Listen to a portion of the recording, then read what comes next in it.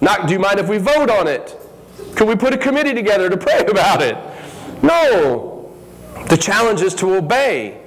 And at Friends Community Church, we're looking for two kinds of people. People that don't know Jesus yet, and people that want to grow. People that want to become followers, not just learners. We want people that want to become followers. And you can never measure up to loving your enemies unless you are a follower, because to be a follower of Jesus, you've experienced grace. And it's very hard for me to show grace to someone else if I haven't experienced it myself. And grace is the ability to overlook shortcomings, the sin, the failure, okay? And to allow that relationship to continue going on. And you and I do things, the Bible calls them sin. And what that is, it's when we do things that make God sad. Doesn't make Him mad, makes Him sad. And we don't realize it because we're human, but it makes us sad too, because it affects us. And the things that we do that are sinful, if God wanted to, He could say, okay, game over, and we'd be toast. He could do that. But He doesn't because of grace. And what He says is, I'm going to give Tom a millionth chance to get his life together. I'm going to give Tom 1,000th second chance to say he's sorry. I'm going to give Tom da-da-da-da. Put your own name in there. But that's what grace is. It's God giving us an opportunity to make sure that our relationships with Him and with other people are right. That's what grace is. It'd be really hard for me to show grace to my enemy if I haven't experienced it somewhere. So that's why this commandment is impossible if you are not a follower of Jesus. Now the command, which is interesting, it addresses the offender. It calls them what they are, an enemy. But it also makes us accountable for something. Two things. Agape love them, choose to love them, and to pray for them. But I don't want to. Well, that's the difficulty. It's hard to pray for somebody that you're mad at. It's really hard to pray for somebody that you're mad at. Okay? I'm mad at Joel. Okay? It'd be really hard for me to go to God and go, listen, I'm so mad at him, I want you to bless him. That doesn't work. You can't pray for very long about being mad at Joel before pretty soon you're loving Joel. Agape love to Joel. Because you want to see God bless him. It's hard to be angry at someone that you're praying for. It's just really, really hard. Because prayer is an act of compassion. It's an act of mercy. And whatever you're bitter about today, and we all are about something, the quickest way to kill it is go to Jesus with it. Go to God. Start praying about it. Pray for the person or persons involved in the bitterness. Because it's really hard to stay bitter at somebody that you're praying for. Really hard. So the question isn't should we do it, it's will we? Or maybe the better question is why haven't we already? Because obedience is hard, that's why.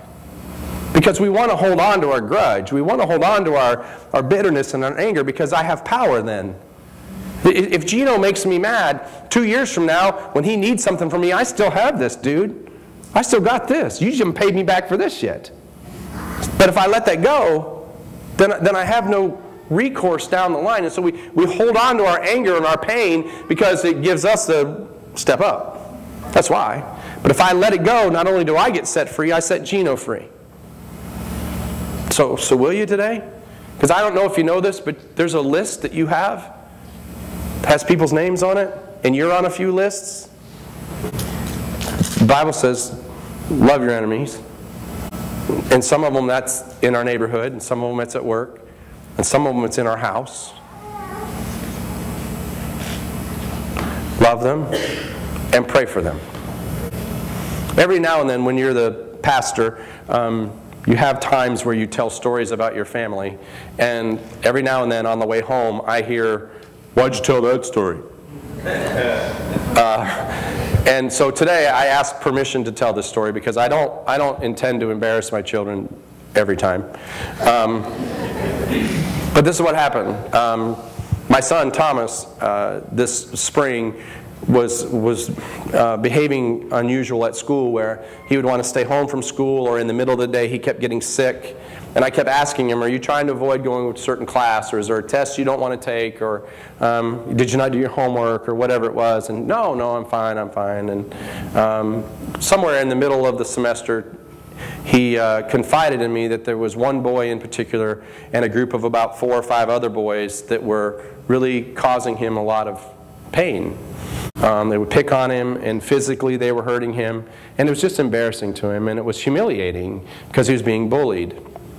And so we came up with a way for Thomas to deal with the anger, because he desperately wanted to retaliate.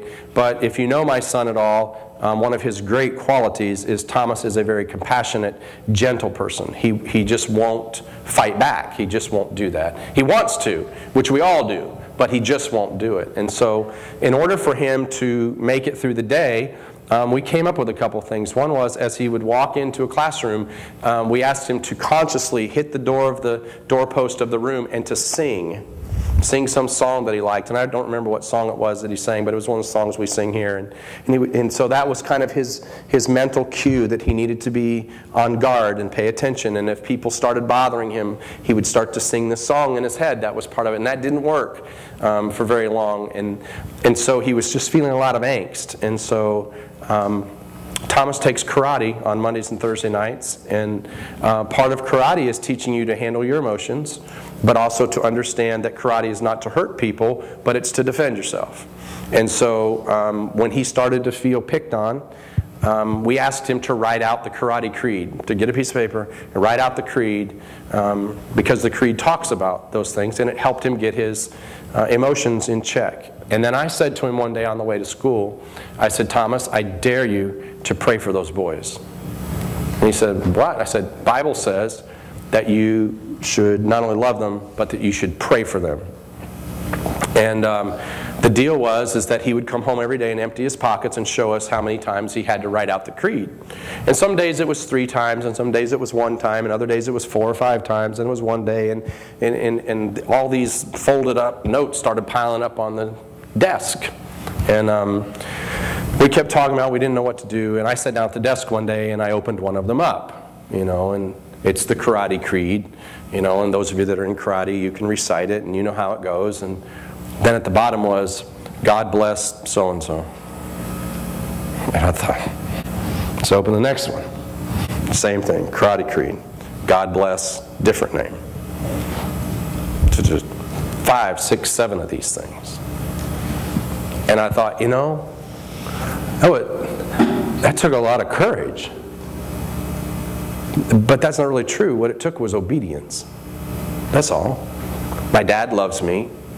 My dad's told me this is the boundary. This is what I should do. Okay. Why does Dad think that? Because the king said. It's just obedience. And what ended up happening, we went into the assistant principal, told him what was happening, and he wasn't surprised because the one boy was really kind of a troublemaker. And Thomas told him what was happening. He promised us it wouldn't happen again. And he called in the 4 or 5 boys that were kind of the henchmen. And he said, why are you picking on Thomas? What's he ever done to you? And their answer was, nothing. And he said, Thomas would give you the shirt off his back. And they all went, yeah.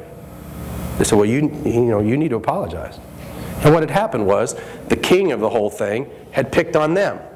So rather than being bullied, they turned and became his ally to help other people get picked on. Because that's what happens when you're a bully. You get bullied until you figure out a way to deflect the attention to somebody else. And so what happened was, all 4 of those boys had been bullied.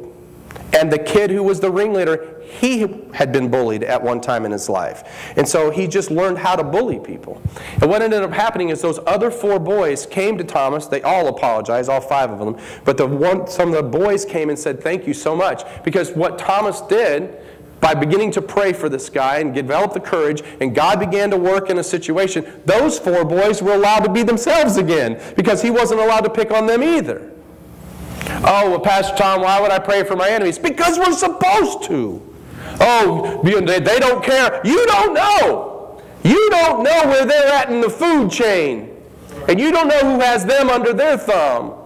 You don't know, and you can set them free. But you got to be willing to pray for them. It doesn't say you have to go and give them gifts. It doesn't say you have to go jump up and down and do the happy dance and give them a hug. It just says pray for them. Why? So you won't be bitter anymore.